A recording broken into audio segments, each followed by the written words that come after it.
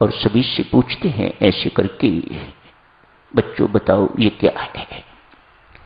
सभी ने कहा गुरु महाराज रुमाल है, किस काम आता है। सभी ने बताया इस काम के लिए आता है, मुख साफ करना हो, हाथ साफ करने हो, पसीना आ गया है उसे साफ करना हो, कोई गंदगी है उसे साफ करने के लिए रुमाल का प्रयोग होता है। शाबाश गुरु महाराज, बहुत प्रसन्न, बहुत सही उत्तर आपने दिया। गुरु महाराज सत्संग में बैठे बैठे ही सत्क्षणों उस रुमाल पर अनेक गांठें लगा देते हैं और कहते हैं अब क्या है।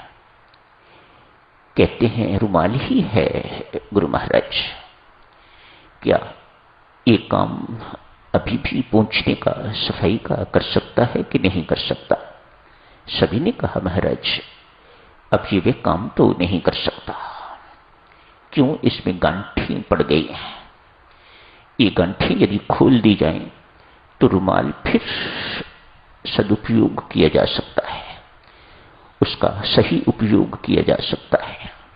अपने मन रूपी दर्पण में भी साधकजनों हमने इसी प्रकार की गांठें डाल रखी हुई हैं, इसी प्रकार की गंदगी डाल रखी हुई है कि मन का जो सही उपयोग होना चाहिए, जो सदुपयोग होना चाहिए, वह हम नहीं कर पा रहे हैं।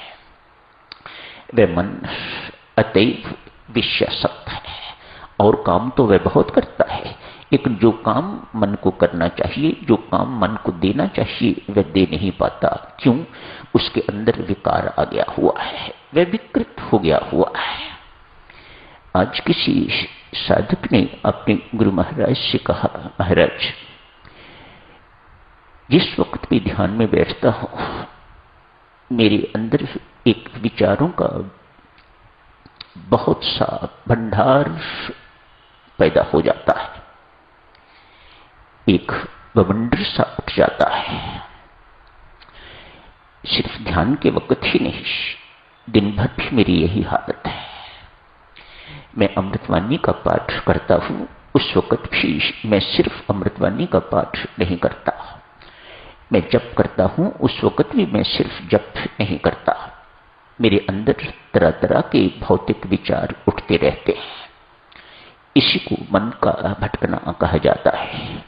मानो यूं कहूं गुरु महाराज, मैं इतना विचारों से ग्रस्त हुआ हूं, इतना दुखी हूं मैं इन विचारों से कि मुझे लगता है कि मैं पागल सा हो जाऊंगा।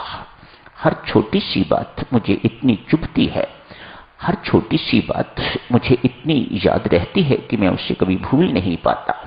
जो बीती हुई बातें हैं उनको तो छोड़िएगा, वे तो हर वक्त मेरे सिर पर सवार रहती हैं, वे हर वक्त मेरे मस्तिष्क में रहती हैं, वे हर वक्त मेरे मन में रहती हैं। इसलिए साधकजनों, मन को ए बंडल ऑफ थॉट्स कहा जाता है। मन नाम का कोई आकार, कोई ऑर्गन हमारे शरीर में नहीं है। It is just a bundle of thoughts. संत महात्मा जो विशेषज्ञ हैं मन के, ये घोषणा करते हैं mind is nothing but A bundle of thoughts. इन्हीं विचारों से भरा हुआ कुछ गुच्छा है, उसे मन कहा जाता है। हमारे अंदर मस्तिष्क तो है, आंखें तो हैं, हृदय तो है, जिगर है, गुर्दे हैं, हाथ पांव हैं, ये तो ऑर्गन्स हैं। लेकिन मन रूपी कोई ऑर्गन, डॉक्टर्स बैठे हैं यहाँ पर, उनसे पूछ के देखिएगा आप, वो आपको बताएंगे कि मन रूपी कोई ऑर्गन हमारी बॉडी में, हमारे शरीर में नहीं है। It is just a bundle of thoughts. शिष्य कहता है गुरु महाराज मुझे लगता है मैं बर्बाद हो जाऊंगा। कहने को मैं जप बहुत करता हूं, ध्यान में बैठता हूं, सुबह शाम बैठता हूं, अमृतवाणी का पाठ भी करता हूं, जो कुछ आप कहते हैं मैं सब कुछ करता हूं, उसके बावजूद भी इन विचारों पर मेरा कोई नियंत्रण नहीं है। इट्स ए पिटिएबल कंडीशन, दयनीय दशा।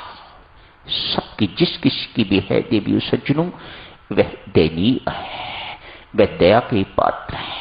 उन्होंने जाप तो किया है लेकिन अपने मन को नहीं संभाला, अपने मन पर ब्रेक नहीं लगाई, अपने विचारों पर ब्रेक नहीं लगाई। आप सोचो, आप गाड़ी ड्राइव करते हो, आप सब कुछ उसमें कर सकते हो, सब कुछ हो सकता होगा। आजकल गियर बदलने की जरूरत नहीं पड़ती, अपने आप बदली जाती है, लेकिन ब्रेक तो आप ही को लगानी पड़ती है, ब्रेक अपने आप नहीं लगती। तो यूं कहिएगा, आपने कभी अपने विचारों पर ब्रेक नहीं लगाई। आपके पास साधन स्वामी जी महाराज ने बड़ा बलवान साधन दिया हुआ है, अति बलशाली साधन दिया हुआ है।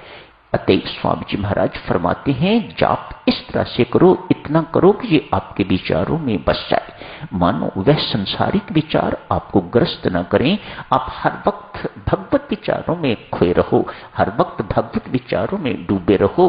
जप करो तो सिर्फ जप करो, उस वक्त आपके अंदर वर्ल्डली थॉट्स जो हैं, भौतिक विचार जो हैं, वह नहीं आने चाहिए।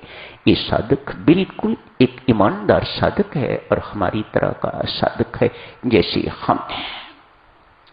हमारे रोगों का एक कारण ये है, देवियों सज्जनों, सच मानिएगा आप, जिनका अपने विचारों पर नियंत्रण है वह निरोग हो जाएंगे, वह शरीर से भी निरोग हो जाएंगे और आध्यात्मिक निरोगता भी उनमें आ जाएगी।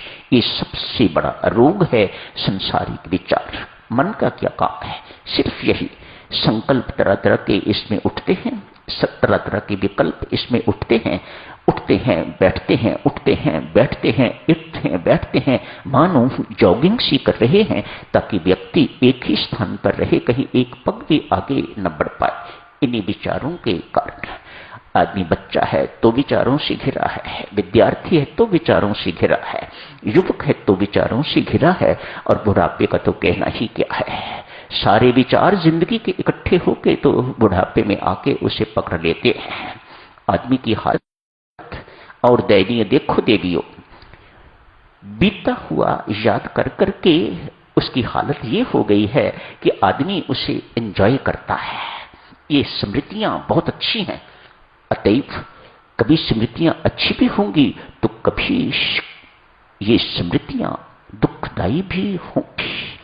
बेहतर यही है कि जिस वक्त सुखद स्मृतियां आपको आए तो उनसे सुख लीजिएगा, उनका मुख मोड़ दीजिएगा, तो आपको दुखद वृत्तियों से बचाव आपका हो सकेगा। नहीं तो कोई नहीं बचाने वाला, साधक जनों, कोई नहीं बचाने वाला, कोई नहीं बचाएगा। गुरु महाराज, संत महात्मा भी थोड़े समय के लिए तो आपके मन पर नियंत्रण कर देते हैं, अपने बल से, आत्मिक बल से कुछ समय के लिए आपके मन को रोक देते हैं, लेकिन उसके बाद अभ्यास तो आप ही को करना है, प्रयास तो आप ही को करना है, साधना तो आप ही को करनी है। क्यों? मोक्ष आपको चाहिए, क्यों? बंधन से आप छूटना चाहते हो।